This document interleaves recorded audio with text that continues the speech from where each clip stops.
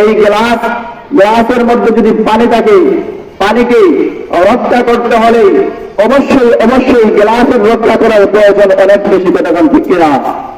যদি গ্লাসকে রক্ষা করা যায় তাহলে পানিকেও রক্ষা করা যাবে, আর যদি গ্লাস রক্ষা না হয় পানিও রক্ষা হবে না।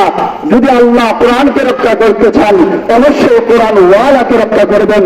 আল্লাহ যদি কোরআনকে রক্ষা করতে চান আল্লাহর জমিনে হাদিসকে কিয়ামত পর্যন্ত বাঁচিয়ে রাখতে চান তাহলে আলেমদেরকে আল্লাহ বাঁচিয়ে রাখবেন, হাফিজে কোরআনদেরকে আল্লাহ কোরআনের রক্ষা করার জন্য বাঁচিয়ে রাখবেন।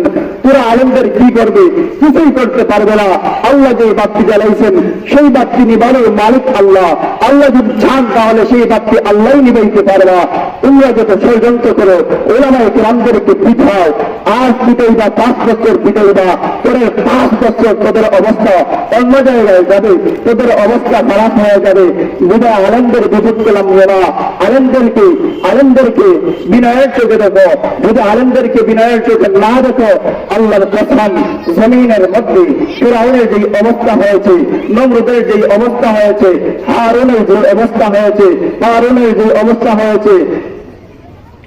ঠিক একই অবস্থা তোমাদের উপর হবে। ফিরআউন তোমার চাইতে শক্তিশালী কম ছিল না, নমরুদের চাইতে তুমি অনেক শক্তিশালী। নমরুদকে আল্লাহ পুত্র লেঙ্গা মোশাদের আল্লাহ নাবুদ করেছেন। ফিরআউনের লাশ এখনো মিশরে আছে। ফিরআউন তোমার চাইতে অনেক শক্তিশালী, ফিরআউনকে আল্লাহ নাবুদ করেছেন। বিনা আলেমদেরকে সম্মান করে দাও, বিনয়ের চোখে দেখবা। আর আলেমদেরকে